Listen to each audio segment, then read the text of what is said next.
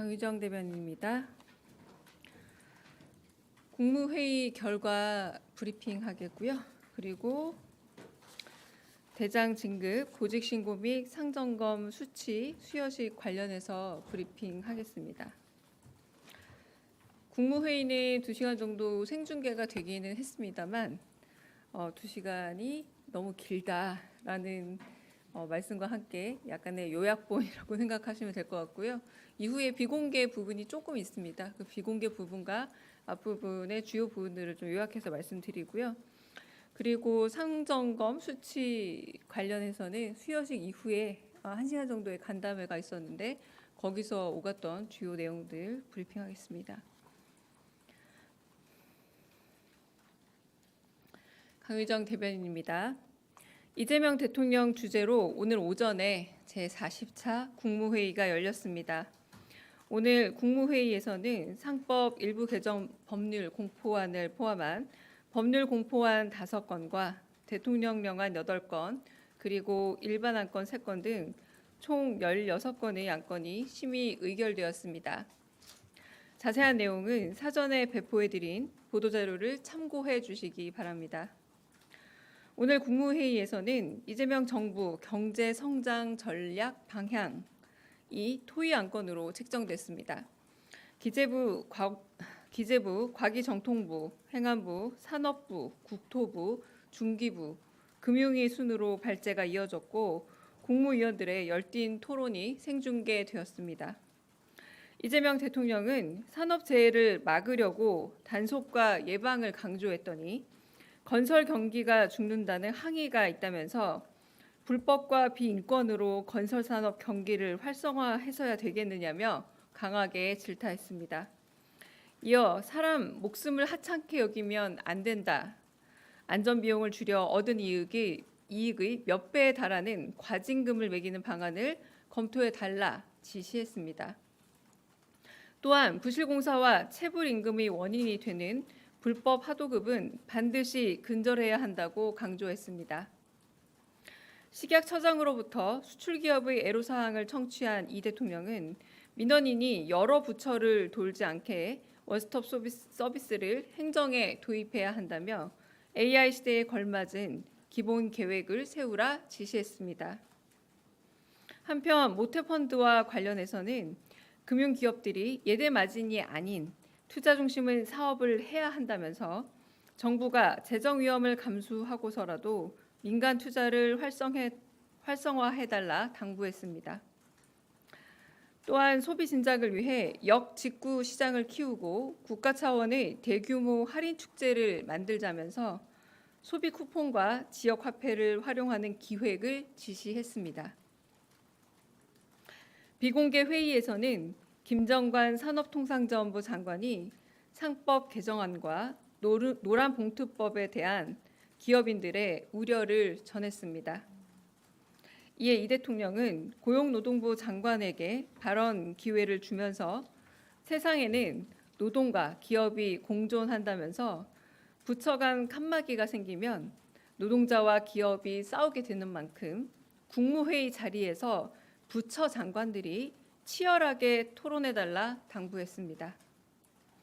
2025년도 공공비축 시행계획안과 2026년도 양곡연도 정부관리 양곡 수급계획안을 심의하는 자리에서는 송미령 농림축산식품부 장관에게 요즘 쌀값이 산지가로 얼마인지 꼼꼼히 묻고 적정 가격 유지를 위해 잘 관리해달라 강조했습니다. 이상입니다.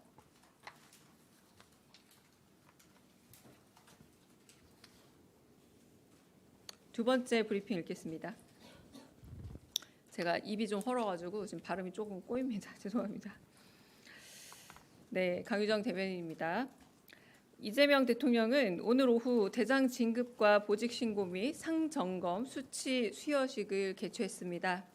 오늘 자리에는 진영승 합참의장 후보자와 김규하 육군 참모총장, 강동길 해군 참모총장, 손석락 공군 참모총장, 김성민 연합사 부사령관, 김호복 육군 2작전사령관, 주성훈 육군 지상작전 사령관 등 총 7명의 진급자들과 가족이 참석했습니다. 이 대통령은 선친이 공군 부사관이었던 개인 일화를 소개하며 유대감을 전했습니다. 이어 정권이 아닌 국가에 충성하고 개인이 아닌 직위로 복무해야 한다면서 사람에 충성하지 말고 국민을 바라봐달라 강조했습니다. 또한 군에 대한 국민의 신뢰가 지난 불법 계엄으로 많이 망가졌다면서 이를 되살리기 위해 노력해야 한다 덧붙였습니다. 한편 이 대통령은 진급 보직 신고자들에게 병역 내 불행한 사고가 많이 줄었는지 물었습니다. 참석자들은 작년에 비해 많이 줄었다면서 사전 식별 노력과 상담이 효과를 거둔 것 같다고 평가했습니다.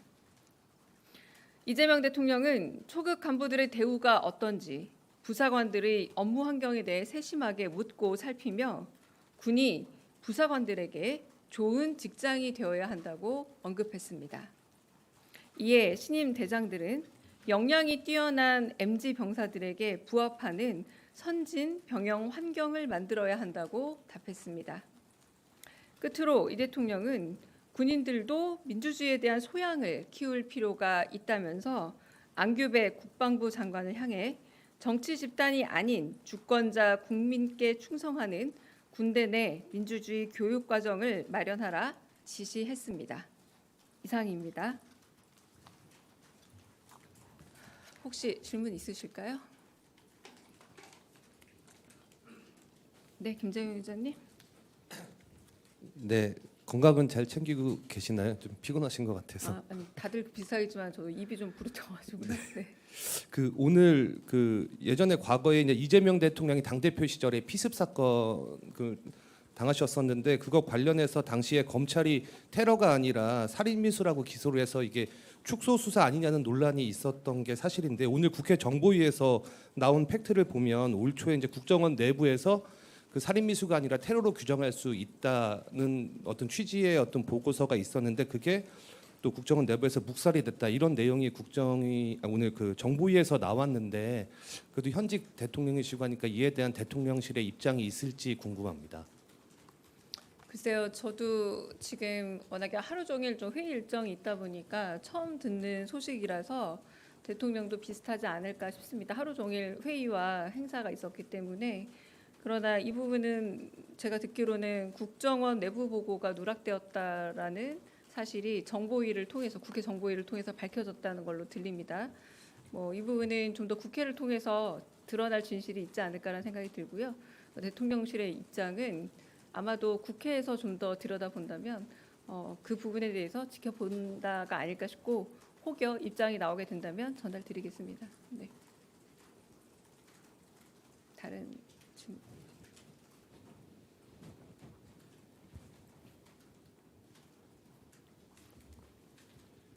네, 안녕하세요. 채널A 이상원입니다. 이진숙 방송통신위원장이 오늘 가방위 전체 회의에 출석해서 대통령실이 자신에 대한 직권면직을 검토하고 있다는 것에 대해서 일종의 수사 지침으로 작용하지 않을까 매우 우려스럽다고 말했는데 이에 대해 입장이 있으신지 궁금합니다. 네, 입장 없습니다. 네. 다른 질문 있으실까요? 네. 저 TV조선 최민식입니다. 조금 전 브리핑에서 노랑봉투법 관련해서 이제 김정관 장관이 좀 기업들의 의견을 전했고 대통령께서 고용노동부 장관에게 발언할 기회를 주셨다고 하셨는데 그럼 거기에 대한 노동부 장관의 입장은 어떤 것이었는지 또 두 분은 오늘 어떤 토론을 했는지 궁금합니다. 비공개 회의 과정에서 나온 이야기입니다. 노조법 관련해서 산업부 장관께서 기업은 성장과 투자의 주체이자 불확실성을 해소해야 하는 주체이기도 하다.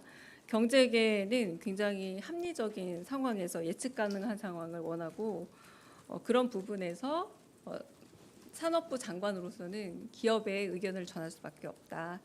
배임죄 완화와 같은 법안이 조금 더 빨리 마련이 됨으로써 대통령이 말씀하신 노와 사가 균형을 맞춰가는 과정에서 합리적으로 균형을 맞춰야 될 부분 중에 노사 균등의 문제가 있다면 배임죄처럼 기업에 있어서도 한편으로 균형점을 찾아서 가혹하게 여겨졌던 부분들에 대한 완화점을 찾아야 한다면 배임죄 완화 부분에 좀 더 그 부분에 대한 좀 흐름도 있으면 볼 수 있으면 좋겠다라고 의견을 전했습니다. 네, 그 처음에 노동부 장관이 거기에 대해서 별다른 대답을 안 하셨고요. 대통령께서 그럼 이 자리에서 고용노동부 장관의 의견을 들어보는 것도 좋겠다라고 말했고, 노동부 장관은 그 의견을 산업부 장관이 말하는 것은 충분히 이해하고 공감한다. 그래서 경총 관담회를 내일 아침 바로 하기로 했다. 경총의 노동부 장관으로서 이번에 노동자가 아니라 경총의 의견도 듣기로 했다라고 얘기를 했습니다. 그리고 그 다음에 대통령께서 말씀하시길 이런 문제들은 산업부 장관과 노동부 장관이 국무회의에서 격렬하게 토론해야 될 문제다. 현장에서 기업인과 노동자가 그저 자기의 정체성으로 날것으로 싸우게 되면 진짜 훨씬 더 복잡한 문제가 된다. 부처 간 칸막이를 없애고 노동부와 산업부가 이런 문제는 적극적으로 얘기하는 게 옳다라고 말씀하신 그런 상황이었습니다. 네. 다른 또 질문 있으실까요? 네. 네, 안녕하세요. 뉴스원 한병찬 기자입니다.